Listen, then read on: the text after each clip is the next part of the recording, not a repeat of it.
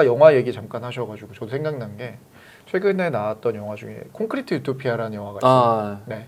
근데 그 영화도 저도 참 좋아하고 되게 명작이라고 생각하는 게 모든 게 다 망가지고 나고 아파트가 딱 하나 남았는데 우리나라에서 아파트가 상징하는 게 자본이기도 하고 되게 상징적이잖아요. 집이기도 하고. 그러니까 망가지고 나니까 거기 살아남는 사람들끼리 약간 조지 오웰의 동물농장처럼 막 우리는 평등하다, 우리는 하나다라고 얘기하지만 거기서도 이제 계층이 나뉘고 그 외부에 있는 사람들을 다 배척하고.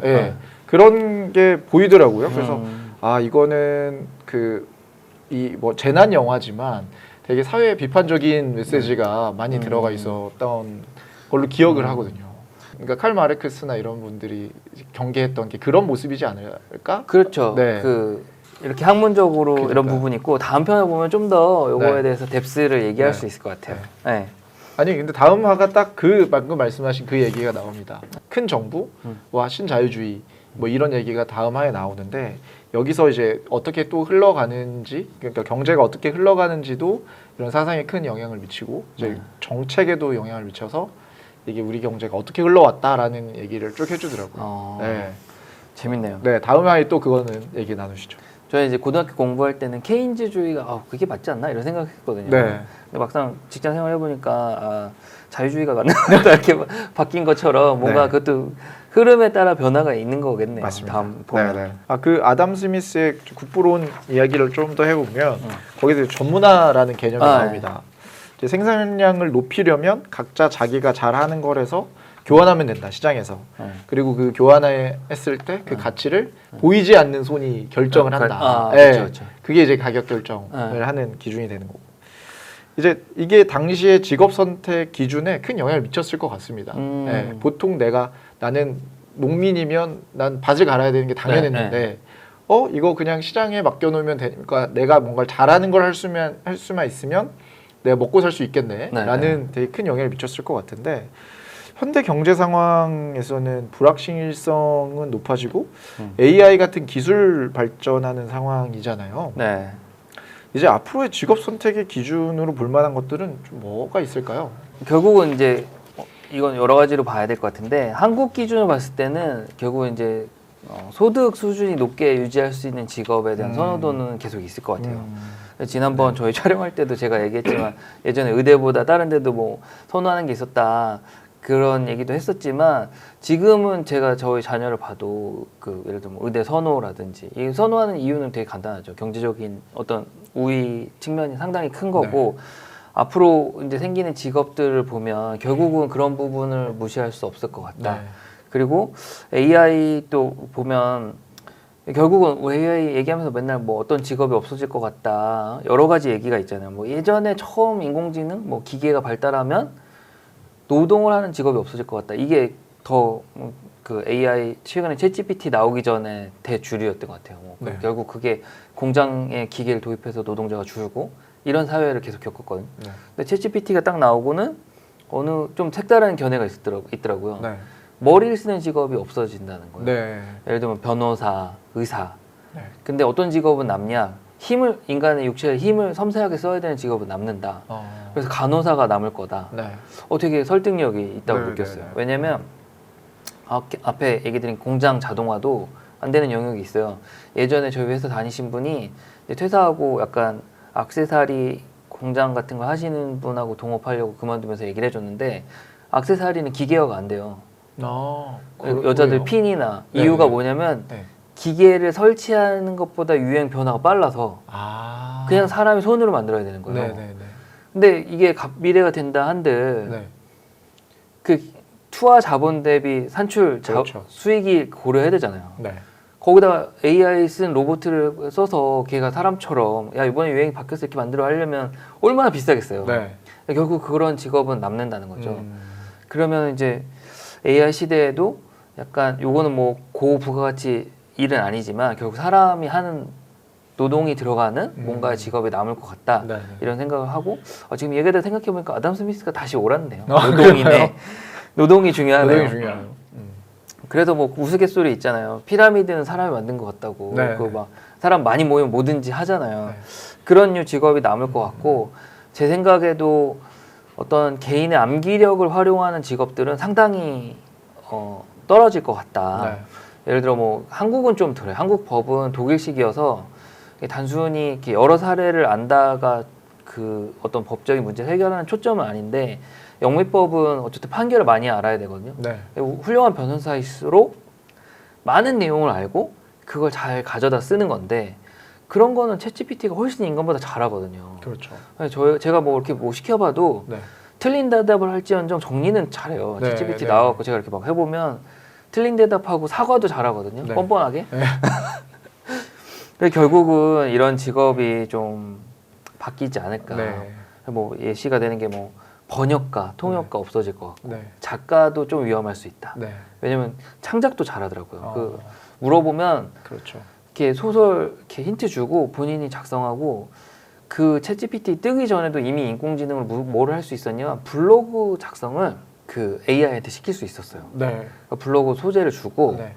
인터넷 웹서핑을 하게 하는 거예요. 그래서 쭉 남들이 쓴 걸 보고 베껴서 쓰는 거예요. 네. 그렇기 때문에 이런 육이 없어질 수 있고 뭐 수리공이나 조리사 이런 건 살아남을 수도 있다. 그리고 제가 아는 브로커도 없어질 직업 중 하나. 아, 브로커.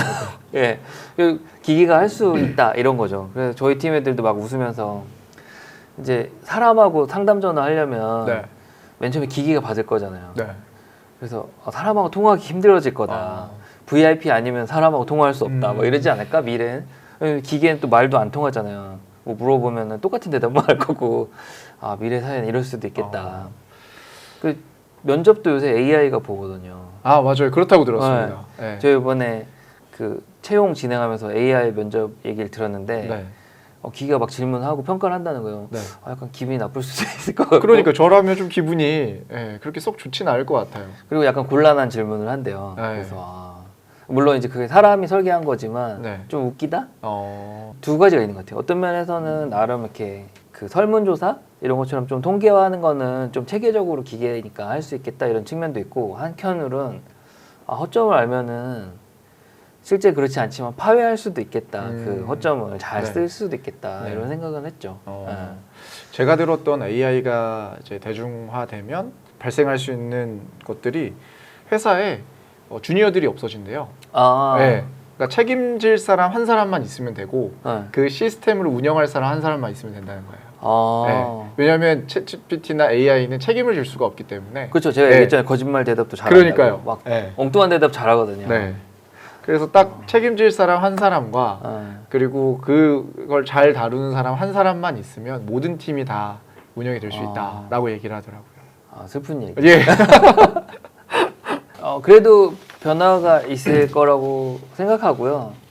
어떻게 가장 긍정적인 제가 생각하는 측면으로 가면 노동은 줄이고 우리가 직업의 노동에 매여 있잖아요. 그 부분을 줄이고 유토피아적으로 가면 더 많은 부를 누릴 수 있는 사회고 나쁘게 네. 보면 할 게 없어지니까 뭔가 또 만들어내서 해야 되잖아요. 그렇게 부정적인 측면 두 가지가 있는 것 같고 그래서 최근에 그 오픈 AI CEO 네, 그런 일이 쫓겨날 있었죠. 뻔한 사건도 네. 이런 고민 속에 이루어진 거 아닐까. 그 네. 기술 연구자가 주도했다고 하더라고요. 상업화하는 거를 좀 막겠다 이런 도 네. 근데 결국은 그렇게 해서 막아질 것 같지는 않거든요. 네. 제가 봤을 때. 네. 저도 그렇습니다. 네. 네. 어떻게 보면 뭐 이제 다음 질문이랑 좀 연결된 부분도 있는데 최근에 이제 수능이 있었잖아요. 네. 이제 학생들이 이제 대학에 들어갈 때 전공을 선택을 해야 되는데 네. 이게 되게 오래된 난제이긴 한데 네. 잘하는 일을 해야 될까요? 아니면 좋아하는 일을 선택을 해야 될까요? 팀장님이 만약에 자녀가 있으시니까 막 그런 고민을 만약에 자녀분이 한다면 어떻게 조언을 해주시겠습니까? 글쎄요. 솔직히 정답은 없는 것 같아요. 네. 왜냐면 저는 이제 제가 하는 일이 처음에부터 뭐 좋아했던 아까도 경제를 그닥 좋아하지 않았다 했는데 해보니까 또 몰랐던 부분이 있더라고요. 그래서 옛날 어른들이 대학 전공과 어떤 직업이나 자기 취향은 또 다르다 했을 때 안 와닿는데 그게 맞다고 요새 생각하거든요. 그러니까 여기서 말하는 좀 질문을 회피하는 답변이지만 잘하는 일이라는 거랑 좋아하는 일이 좀 다를 수 있다 생각보다. 네. 지금 생각엔 이거 같지만 네. 좀 경험 쌓아보면 아닐 수 있는 일이 있을 것 같다 이런 생각이 들고 네. 기본적으로 밸런스의 문제인데 좋아하진 않지만 엄청나게 잘해요. 네. 제가 뭐 예를 들어 금메달을 딸 수 있는 뭔가 스포츠 실력이 있어요. 그러면은 사회통념상은 그 일을 하게 되지 않을까. 그리고 개인적으로는 약간 타협이 필요하다라고 네. 생각을 해요. 이렇게 만약 그 정도 재능이 있으면 네. 금메달을 따고 네. 좋아하는 일을 하면 되잖아요. 네. 순서의 문제다. 왜냐면 우리가 기대 수명이 이제 100살 가까이 되니까 네. 두 가지 다 해볼 수 있을 것 같다. 이렇게 저는 승마하고 싶네요. 원래 과거에 이제 인간의 수명은 한 40대였었는데 네. 2배를 넘게 살잖아요. 지금 그렇죠. 대부분. 그렇게 보시면 될 것 같고 저도 지금 직업은 인생의 일부 직업 중 하나라고 생각하거든요. 나중에 또 은퇴를 하면 뭐 그게 어떤 형태든 직업이 또 있어야 된다고 생각하니까 네. 그때 또 도전해보면 되지 않을까 이렇게 네. 막연하게 네. 되게 뜬구름 잡는 얘기를 했네요. 하여튼 어쨌든 직업은 꼭 잘해서 좋아해서랑은 다른 것 같고 잘하는 게 조금 더 중요한 부분이 있다. 네. 왜냐면은 사회 활동이라는 거는 혼자 하는 게 아니라 엮여서 하니까 내가 엄청 좋아하는 일이지만 엄청 주변에 피해가 되게 할 수도 있는 거잖아요. 이렇게 보면 잘하는 쪽이 좀 더 네. 공공의 선은 맞지 않을까. 네. 네. 그럴 수 있거든요. 본인은 열심히 하지만 주변이 힘들 수도 있거든요. 그렇죠. 네. 네. 직장인 다닌 분들 많이 공감하실 수 있을 것 같긴 한데 그런 일들이 있죠. 저도 굉장히 공감합니다. 네, 저도 일은 일단 잘하고 보는 게 좋다. 네, 일은 잘하고 그쵸. 그다음에 좋아하는 일은 취미로도 많이 좋지 않나. 즐길 수 있는 거고 또 좋아하는 일을 일로 하면 또 별로 안 좋아지는 경우도 있습니다. 저는 네. 들었거든요. 네. 저 이제 예전에 이제 아프리카 BJ 분들하고 일할 때 네. 직장을 다니면서 할 때는 너무 재밌었대요. 자기가. 근데 딱 직장 그만두고 본업으로 하니까 어떤 그 재미의 포인트가 없어졌다. 그게 되게 와닿는 말이었거든요. 왜 재밌었을까랑 네, 왜 재미없었을까를 알 수 있을 것 같아요. 네. 직업으로 재밌는 거지 그만두면 안 할 것 같기도 해요. 아니 어떻게 보면 일 자체는 일의 본질은 재미없다는 게 맞을 수가 있겠네요. 네. 그렇죠. 네, 일 자체는 재미가 없는데 그렇죠. 네, 좋아하는 일이든 잘하는 일이든 일을 하면 재미가 없는데 그러려면 좋아하는 것을 유지하고 싶으면 일로 하지 말고 잘하는 걸 잘하는 걸 하고 했다가 좋아하는 건 이제 취미로 좀 남겨두면 좋다. 그렇죠. 네. 제가 어디서 들은 건데 일이 재미없는 이유는 내가 하기 싫은 걸 해야 돼서 그렇거든요. 그렇죠. 시키잖아요. 내가 하기 싫은 거를. 네네. 저는 그렇진 않습니다. 이게 이렇게 피해가기. 이해가는. 네. 아니, 저희 다른 데 강연도 가서 많이 얘기했는데 저는 그 부분 진짜 운이 좋다고 생각해요. 왜냐면 제 윗분들이 제가 이렇게 직장 생활에서 이런 거 해보고 싶다고 했을 때 반대 안 하고 지지해 준 분들이 많았어요. 그러니까 이렇게 유튜브 할 수 있는 거죠. 네네. 사실 유튜브에 대해 부정적으로 말하실 수 있거든요. 그걸 왜 하냐. 네. 저는 그래서 그건 좀 행운이었던 것 같긴 하네요. 생각해보니. 훈훈한 마무리. 네, 훈훈한 마무리로. 아담 스미스랑 칼 마르크스 얘기하다가 좋아하는 일이랑 잘하는 일 중에 뭘 해야 되는지까지 얘기를 해봤습니다. 사실 그렇게 깊이 있게 생각 안 해봤는데 말하다 보니까 잘하는 일을 하는 게 맞는 것 같네요. 일은, 직장은. 그렇죠? 네. 저도 그렇게 생각합니다. 진짜로. 잘하는 걸 하세요. 그러니까 좋아하는 게 술 먹는 거면 직업으로 할 수가 없잖아요. 그렇죠. 우리 둘 다 뭐 위스키 좋아하는데 그걸 직업으로 한다고 생각해보세요. 그렇죠. 매일 그 테이스팅하고 힘들 수도 있어요. 그렇죠.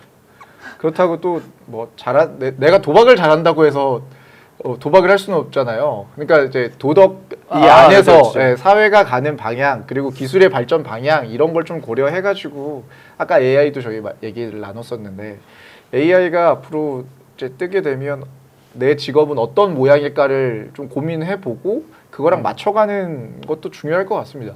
그렇죠. 네. 그렇죠. 오히려 저는 AI 기술이 나와서 없어질 직업군 중에 몇 개가 있다면 자기 직업이 해당이 된다면 그 AI 기술을 빨리 습득을 해서 자기 직업이나 기술을 이렇게 변형시킬 수 있는 사람이 그 시대에도 살아남을 수, 그렇죠. 살아남을 수 있다 생각이 들거든요.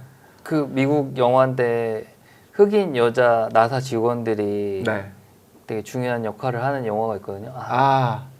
저도 그 제 영화 아는데 갑자기 거기에 그 펀칭 기계로 전산 입력하는 이제 여직원들이 있는데 그 펀칭이 없어지거든요. 컴퓨터가 도입되면서. 그 중에 한 이제 리더 역할을 하는 친구가 컴퓨터를 가르치잖아요, 직원들한테. 그들이 다 그 직업을 이어갈 수 있는 그 똑같은 제일 좋은 예인데 영화 이름이 생각 안 나네요, 갑자기. 그 영화 이름만 빨리 검색해 보면 안 될까요? 영화를 잠깐 찾아봤어요. 히든 피겨스. 거기에 되게 저 되게 공감했거든요. 네. 제가 하는 직종도 유행이 있어요, 분명히. 그 제가 하는 증권사 비즈니스 모델 중에 크게 4가지가 있는데 브로커, 그다음 뭐 웰스 매니지먼트, PB, 그다음 트레이딩, IB 이렇게 있는데 브로커 직군은 되게 고전 직군이에요. 증권사로 치면 네. 클래식한 거거든요. 그렇게 해서 옛날에는 회사의 주축이었는데 지금은 그렇진 않거든요. 근데 저도 그렇게 그런 고민을 하죠. 이 비즈니스가 더 앞으로 잘 이어가려면 어떻게 해야 될까? 네. 뭐 내가 팀장이 아니고 이제 내 후배들이 팀장이 됐을 때 내 후배들은 뭘 먹고 살아야 될까? 가끔 고민합니다. 가끔. 그래서 뭐 신사업을 찾아야 된다 이런 생각 하거든요. 네네. 아까 얘기해 주신 거 일맥상통한 것 같아요. 네네네. AI 시대에도 살아남는 직업으로 약간 자기 개발이 되는 거 좋은 것 같아요. 네네. 유익한 얘기 많이 나와요. 알겠습니다. 그러면 이제 우리 준비한 질문은 다 끝났는데 네. 뭐 간단히 뭐 소감 얘기하고 마무리 할까요? 네. 네. 범님 먼저 한번 할까요? 저는 보고 나서 음. 제가 그냥 겉핥기식으로만 알고 있는 사람이나 그 사람들의 사상을 좀 그나마 깊게 이야기하고 이해할 수 있는 시간이어서 좋았던 것 같고, 추가로 지금 현재에도 어느 정도 이 이야기가 상통하는 부분이 있어서 그런 부분도 좀 재밌게 공감하면서 봤던 것 같습니다.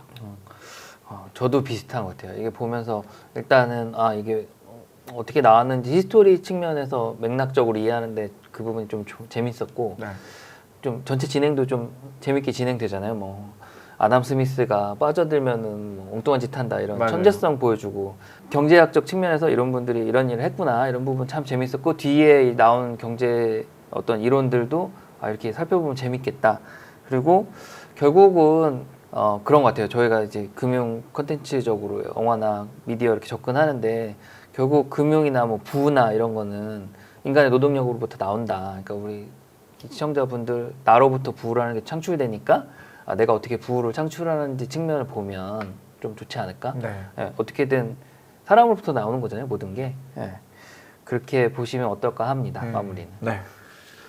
그러면 이제 저희 자본주의 다큐 넉 달에 걸쳐서 지금 4부까지 봤고요. 마지막 다큐 5부 다음 달에 남아있으니 5부까지 시청해 주시기 바라고요. 달러헌터 시청자 여러분, 다음 시간에 만나요. 안녕.